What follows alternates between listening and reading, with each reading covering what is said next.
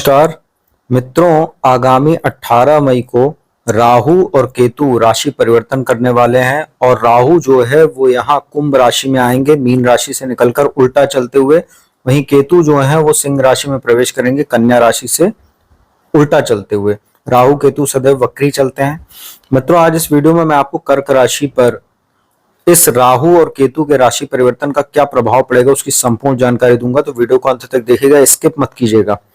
मित्रों, कर्क राशि वालों के लिए अगर देखा जाए तो अभी अभी 29 मार्च 2025 को ही उनको शनि की ढैया से मुक्ति मिली थी, परंतु यहीं पर अब राहु जो शनिवत ही फल देते हैं, अर्थात शनि के समान ही फल देते हैं, अब यहाँ पर वो आपके अष्टम भाव में गोचर करने वाले हैं, यहाँ प्रवेश करेंगे और 25 नवंबर 2026 तक यहीं पर वो गोचर करने वाले हैं।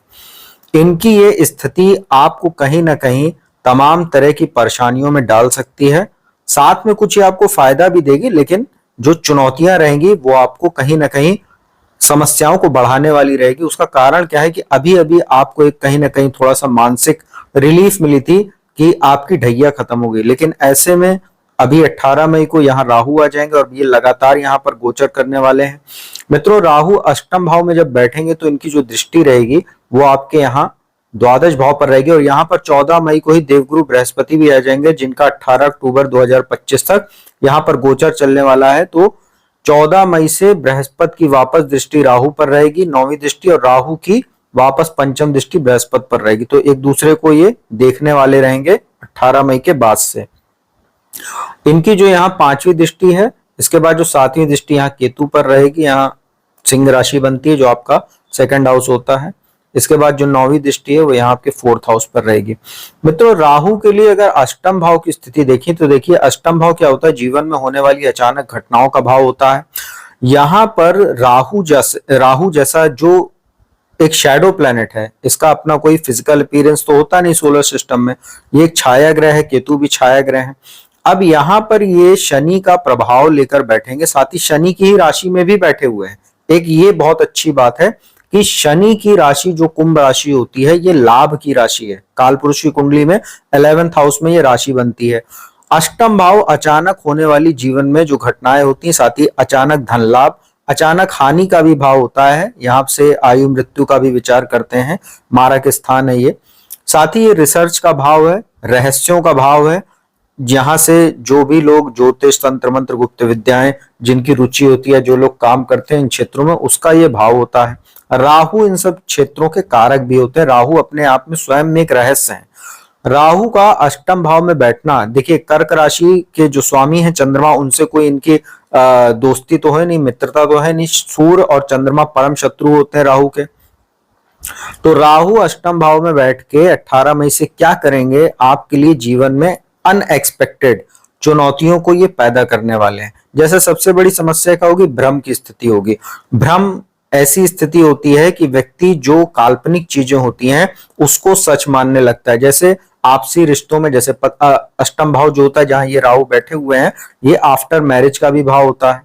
तो यहाँ पर क्या होगा कि जैसे पति पत्नी में आपस में कभी कभी डाउट होने लगता है एक दूसरे के चरित्र पर, जबकि कुछ होता नहीं है। जैसे किसी के साथ बात कर लेना, किसी के साथ हंस लेना थोड़ी देर, तो पति पत्नी एक दूसरे के ऊपर शक करने लगते हैं। तो ये सब स्थिति आपको देखने को मिलेगी।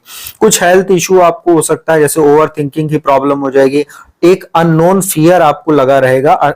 अष्टम भाव में जब भी राहु बैठते हैं तो व्यक्ति को एक अज्ञात भय की समस्या हो जाती है।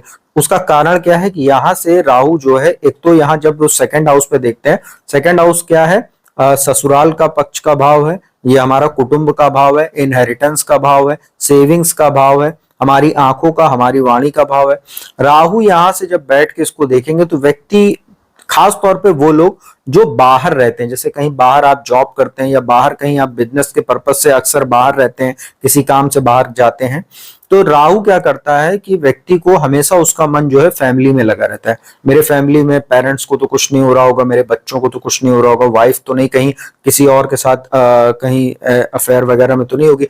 तो व्यक्ति को ओवर थिंकिंग या एक अननोन फियर की समस्या में ला देता है। साथ ही अष्टम में राहु बैठेंगे तो यहाँ पर अच्छी चीजें कुछ देखने को मिलेंगी आपको। जैसे अष्टम में बैठ के राहु की जो पांचवी दृष्टि द्वादश भाव पर है, तो द्वादश भाव हवाई यात्राओं का, विदेश यात्राओं का होता है। तो जो लोग काफी समय से फॉरेन जाना चाह रहे थे किसी काम के लिए, शिक्षा के लिए या किसी बिजनेस वगैरह के पर्पज से, उनको राहु ये फायदा दे सकता है और यहाँ पर आपके लिए अच्छी अच्छी अपॉर्चुनिटीज को ये क्रिएट कर सकता है। तो ये अच्छी चीज है।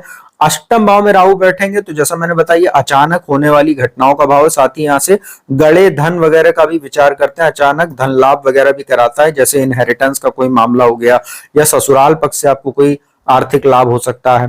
तो राहु यहाँ पर आपको अचानक धन लाभ भी करा सकता है, लेकिन वो किस मात्रा में होगा ये आपके जीवन के सिचुएशन पे डिपेंड करेगा। तो यहाँ पर एक चीज अच्छी है कि आपको ये थोड़ा सा कहीं ना कहीं विदेश यात्राओं में मदद करेगा और अचानक धन लाभ वगैरह कराएगा, लेकिन जो समस्याएं बताई उसको भी आप ध्यान रखे रहिएगा। इसके बाद यहां से जो इसकी एक दृष्टि बनेगी यहाँ फोर्थ हाउस पर जो दृष्टि इसकी बन रही है, ये आपको माता के साथ संबंधों को प्रभावित करेगी, उनके साथ रिश्तों को तो प्रभावित करेगी, उनका स्वास्थ्य भी कहीं ना कहीं ये थोड़ा बहुत हेल्थ इशू उनको भी देने वाली है। और साथ ही यहाँ पर जब राहु देखेंगे तो चूंकि एक दृष्टि इनकी यहाँ वाणी के स्थान पर भी रहेगी जो सप्तम दृष्टि है, और केतु भी वहां बैठे हैं, और 7 जून को मंगल भी आ जाएंगे यहाँ, तो मंगल का और राहु का सीधा दृष्टि संबंध बनेगा। उस समय आपकी वाणी जबरदस्त प्रकार से कटुतापूर्ण वाणी हो जाएगी, उग्र वाणी हो जाएगी, बिना सोचे समझे आप बोलने वाले हैं। क्या बोलेंगे, किसको बोलेंगे, कितना बोलेंगे, आपको भी बाद में पछतावा होगा जब आपको अंदाजा लगेगा कि आपने क्या बोला है। तो यहां पर आपको ये ध्यान रखना है कि ये जो सेकंड हाउस पर जो दृष्टि पड़ रही है, आपको अपनी वाणी को बहुत संतुलित करके चलना है, नहीं तो ये केतु भी मंगल का प्रभाव देता है, उग्रता बढ़ाएगा, और मंगल केतु का जो अंगारक दोष बनने वाला है 7 जून से और 28 जुलाई तक, जो राहु के साथ सीधा दृष्टि संबंध रहेगा मंगल का और केतु के अंगारक दोष का, वो आपके वाणी में जबरदस्त उग्रता लाएगा। अननेसेसरी आप बोलेंगे बिना सोचे समझे, परिवार का माहौल खराब होगा, परिवार से आपकी दूरी बढ़ा देगा, इनहेरिटेंस वगैरह को कोई लेकर मामला चले तो जबरदस्त विवाद होगा जिससे सेपरेशन तक की स्थिति बन जाएगी। तो यहाँ पर आपको अपने वाणी का बहुत ध्यान रखना है। और यहाँ पर जो दृष्टि पड़ रही है ये सुख भाव होता है, माता का, जनता का भाव होता है, हमारी जो भौतिक सुख साधन है, भूमि भवन वाहन व्हीकल वगैरह का, वाहन का। तो यहां पर आपको ये ध्यान रखना है कि अननेसेसरी राहु आपको खर्चा वगैरह कराने की ओर प्रेरित करेंगे, क्योंकि सेकंड हाउस जो सेविंग का भाव होता है और खर्च का भाव होता है, दोनों पे दृष्टि है। तो सेविंग को खर्चा कराएंगे कहां? भौतिक सुख साधन पर। भौतिक सुख साधन में आपको ये ध्यान रखना है कि अननेसेसरी आपको खर्चा नहीं करना है। अननेसेसरी अगर आप खर्चा करते हैं तो ये आपको दिक्कत पैदा कर सकता है। तो यहां पर आपको, तो यहाँ पे जो राहु के बारे में बता रहा हूं, तो यहाँ पर आपको भौतिक सुख साधन में किसी भी प्रकार का अननेसेसरी इन्वेस्टमेंट नहीं करना है। जैसे अगर आपके सामने कोई इन्वेस्टमेंट का प्रपोजल आता है तो आप तत्काल उस पर मतलब जो है उसको इम्प्लीमेंट मत कर दीजिएगा, अच्छे से सोच विचार लीजिएगा। अननेसेसरी आप अपना कहीं लोन वगैरह लेकर कहीं इन्वेस्ट कर देंगे, बाद में आपको धोखा वगैरह भी हो सकता है। यहाँ पर आपको ये भी ध्यान रखना है कि जैसे अगर आपके पास कोई गाड़ी वगैरह है, अगर ठीक ठाक हालत में, तो उसको आप यूज करिए। अननेसेसरी किसी के दिखावे में किसी से इन्फ्लुएंस होकर, जैसे एक गाड़ी है दूसरी गाड़ी जबरदस्ती खरीद ली, कोई उसका यूज भी नहीं है, नहीं हमको चाहिए, शौक है, तो अपने शौक पर कंट्रोल रखिएगा, नहीं तो ये राहु आपको बहुत नुकसान देने वाला है, इसका आप ध्यान रखिएगा। तो यहाँ पर राहु के लिए अगर ओवरऑल स्थिति कर्क राशि वालों के लिए देखें तो ये आपके लिए कुछ चुनौतियों को पैदा कर रहा है, लेकिन नई नई आपको अपॉर्चुनिटीज भी दे सकता है। नई चीजों को सीखने की कोशिश आप जितना करेंगे, पुरानी चीजों को जितना भूलने की कोशिश करेंगे, उतना आपके लिए बेटर रहेगा। अब यहाँ पर थोड़ा संक्षेप में आपको केतु की भी जानकारी दे देते हैं। केतु यहाँ बैठेंगे, इनकी दृष्टियां छठे भाव पर रहेगी, राहु पर रहेगी अष्टम भाव पर, और एक दृष्टि इनकी पड़ेगी यहाँ आपके कर्म स्थान पर।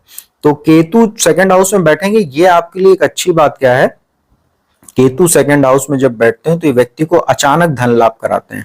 जैसे अष्टम में राहु बैठे हुए हैं, अचानक धन लाभ के साथ आपको खर्चा भी आपके पास जबरदस्त देंगे, अननेसेसरी चीजों में इन्वेस्टमेंट वगैरह भी करा सकते हैं, लेकिन केतु यहाँ बैठेंगे आपको जबरदस्त धन लाभ कराते रहेंगे, अचानक धन लाभ आपको होता रहेगा। जैसे कोई प्रॉपर्टी आपके पक्ष में आ सकती है, जैसे अगर आप विवाहित हैं, ससुराल से आपको कोई प्रॉपर्टी मिल सकती है, कोई पैतृक संपत्ति का लाभ हो सकता है, पिता की ओर से आपको कोई लाभ हो सकता है, अचानक आपने सोचा ना हो और आपको कोई अच्छा खासा धन अच्छी मात्रा में मिल जाए।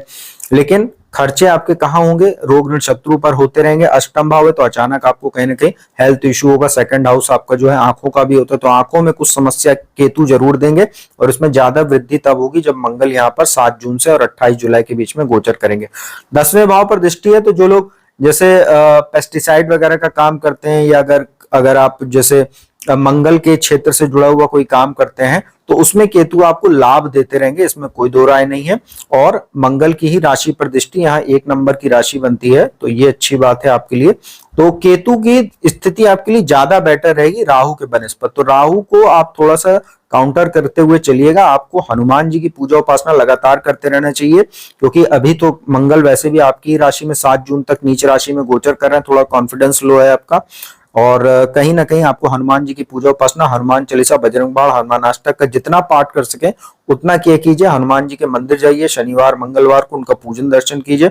और यहाँ पर आपको भगवान शिव की भी पूजा करनी, क्योंकि राहु जो है, राहु को काउंटर करने के लिए आपको भगवान शिव जी की शरण में जाना ही पड़ेगा। ओम नमः शिवाय या महामृत्युंजय मंत्र का जाप भी आप लोग करते हुए शिवलिंग पर जलाभिषेक कर सकते हैं हर सोमवार को।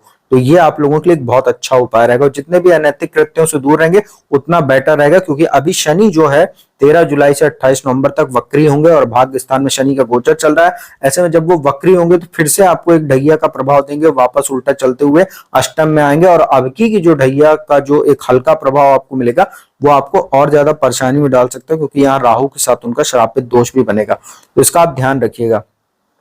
तो मित्रों, यह था कर्क राशि वालों के लिए राहु केतु का राशि परिवर्तन कैसा रहेगा, उसकी संपूर्ण जानकारी थी, उपाय भी बताया। वीडियो अगर अच्छी लगी तो उसको लाइक कमेंट शेयर कीजिएगा। जिसको कुंडली विश्लेषण कराना है तो नंबर डिस्क्रिप्शन स्क्रीन पर उपलब्ध है, संपर्क कीजिए, अपॉइंटमेंट लीजिए, कुंडली विश्लेषण का लाभ लीजिए।